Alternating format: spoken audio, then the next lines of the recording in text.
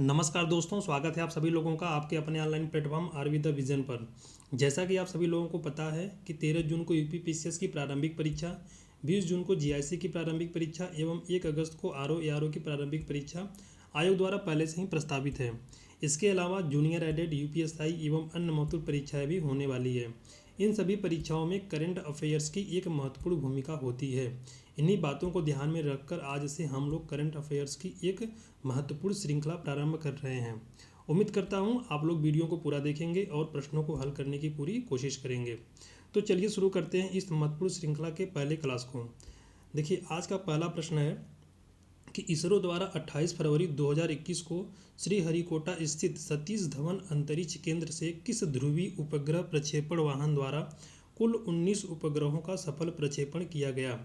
आपके ऑप्शन दिए गए हैं PSLV 51, PSLV C51, PSLV 50 या PSLV C50। देखिए, इसका राइट आंसर हो जाएगा PSLV C51।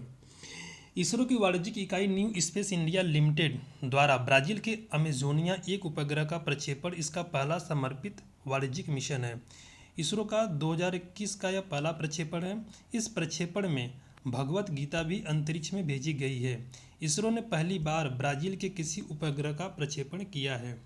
चलिए अगले प्रश्न को देखते हैं। देखिए, अगला प्रश्न पूछा गया है कि हाल ही में भारत के किस शहर को 2020 tree city of the world की मान्यता प्रदान की गई है। आपके ऑप्शन दिए गए हैं भोपाल, गाजियाबाद, हैदराबाद या फिर लखनऊ।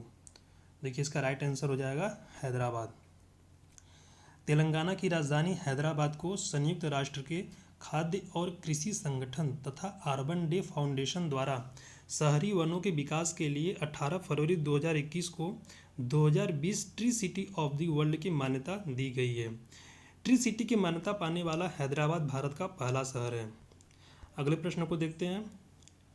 देखिए, अगले प्रश्न में पूछा गया है कि हाल ही में 51वां अंतर्राष्ट्रीय भारतीय फिल्म महोत्सव का आयोजन कहाँ किया गया। ऑप्शन दिए गए हैं गोवा, गुड़गांव, मुंबई या फिर नई दिल्ली। चलिए इसका जल्दी जवाब दीजिए आप लोग। इसका राइट आंसर हो जाएगा गोवा। देखिए, इसका उद्घाटन सूचना एवं प्रसारण मंत्री श्री प्रकाश जावड़ेकर ने किया, जबकि इसके मुख्य अतिथि प्रसिद्ध अभिनेता सुदीप थे। बांग्लादेश इस वर्ष महोत्सव के लिए फोकस राष्ट्र था। भारत एवं बांग्लादेश द्वारा बंगबंधु नाम से संयुक्त रूप से फिल्म बनाने की घोषणा की गई। हिंदी एवं बांग्ला फिल्मों के प्रसिद्ध अभिनेता, निर्माता, निर्देशक व गायक विश्वजीत चटर्जी को समारोह में पहली बार शुरू किया गया भारतीय व्यक्तित्व पुरस्कार से सम्मानित किया गया। चलिए अगला प्रश्न देखते हैं हम लोग। देखिए, अगला प्रश्न पूछा गया है कि भारत का प्रथम पॉलिनेटर पार्क की स्थापना कहाँ की गई। आपके ऑप्शन दिए गए हैं रायपुर, नैनीताल, भोपाल या फिर लखनऊ। तो इसका राइट आंसर हो जाएगा नैनीताल। यह पॉलिनेटर पार्क नैनीताल जिले के हल्द्वानी में स्थित है। हम लोग अगला प्रश्न देखते हैं। देखिए, अगला प्रश्न पूछा गया है कि हाल ही में यूनेस्को ने अपने अर्बन लैंडस्केप सिटी प्रोग्राम के तहत भारत के किन दो शहरों को विश्व विरासत शहर की सूची में शामिल किया है। आपके ऑप्शन दिए गए हैं ग्वालियर और ओरछा, जयपुर और उदयपुर, विजयवाड़ा और काकीनाडा, तिरुवनंतपुरम और मलप्पुरम। देखिए, इसका राइट आंसर हो जाएगा ग्वालियर और ओरछा। ये दोनों शहर मध्य प्रदेश में हैं। अगले प्रश्न को देखते हैं। अगला प्रश्न आपका पूछा गया है कि भारत का पहला भूतापीय विद्युत परियोजना की स्थापना कहाँ की जाएगी। ऑप्शन दिए गए हैं पूर्वी लद्दाख, पश्चिमी लद्दाख, जम्मू कश्मीर या फिर उत्तराखंड। तो इसका राइट आंसर हो जाएगा ए, पूर्वी लद्दाख। यह पूर्वी लद्दाख के पूगा गांव में स्थापित किया जाएगा। यह परियोजना कुल 3 चरणों में लागू होगी और इसे 2022 के अंत तक चालू करने की योजना है। चलिए अगला प्रश्न देखते हैं हम लोग। अगला प्रश्न पूछा गया है कि गुजरात सरकार ने हाल ही में ड्रैगन फ्रूट का नाम बदलकर क्या रखा है। आपके ऑप्शन दिए गए हैं कमल, कमलम, कमलकम या फिर कमलंकार। देखिए, इसका राइट आंसर हो जाएगा कमलम। ठीक है, अगला प्रश्न देखते हैं। अगला प्रश्न पूछा गया है कि हाल ही में भारत ने स्तोकर आर्द्रभूमि क्षेत्र को देश के 42वें रामसर स्थल के रूप में शामिल किया है? यह कहाँ है? ऑप्शन दिया गया है लद्दाख में, जम्मू कश्मीर में, हिमाचल प्रदेश में या फिर उत्तराखंड में। तो इसका राइट आंसर क्या हो जाएगा? इसका राइट आंसर हो जाएगा लद्दाख में। चलिए हम लोग अगला प्रश्न देखते हैं। अगला प्रश्न पूछा गया है कि हाल ही में राष्ट्रीय आंदोलन के किस घटना के शताब्दी समारोह का उद्घाटन 4 फरवरी 2021 को किया गया?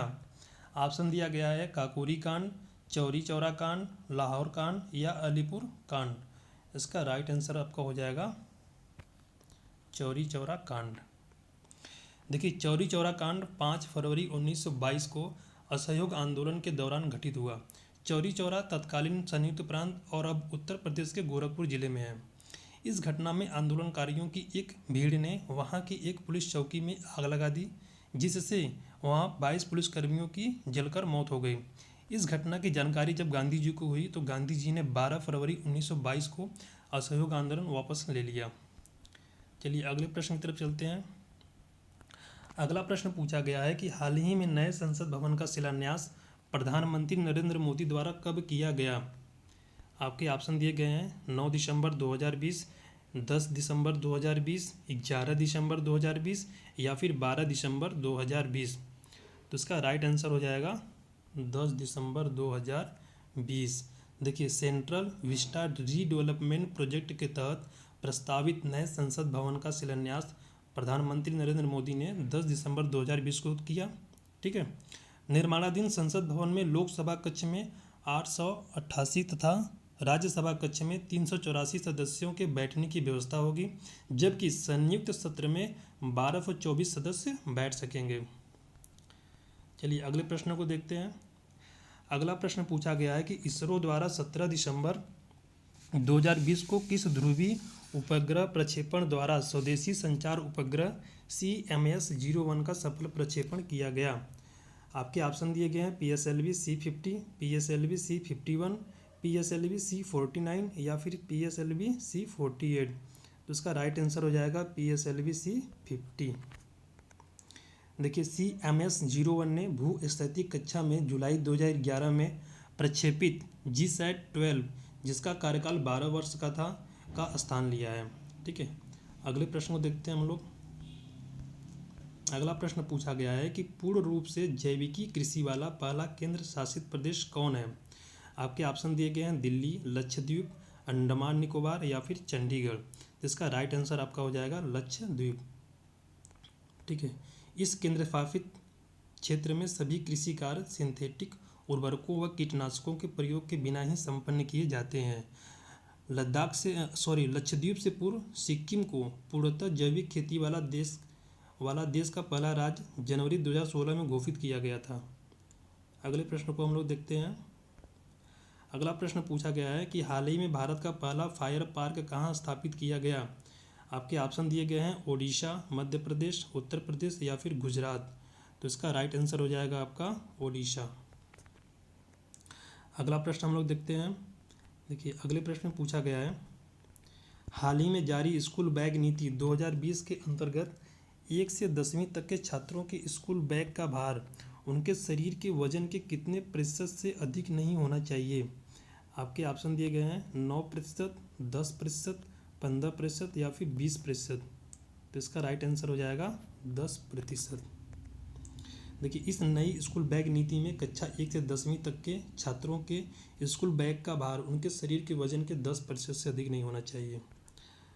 अगला प्रश्न और आपका यह आज के क्लास का अंतिम प्रश्न है कि हाल ही में किसकी पुण्यतिथि 11 फरवरी को भारत में समर्पण दिवस के रूप में मनाई गई? आपके ऑप्शन दिए गए हैं पंडित दीनदयाल, पंडित अटल बिहारी वाजपेयी, सुषमा स्वराज या फिर अरुण जेटली। तो इसका राइट आंसर हो जाएगा पंडित दीनदयाल। अगर आप लोगों को वीडियो अच्छा लगा हो तो आप लोग चैनल को सब्सक्राइब करें और अपने दोस्तों को अधिक से अधिक शेयर करें। धन्यवाद।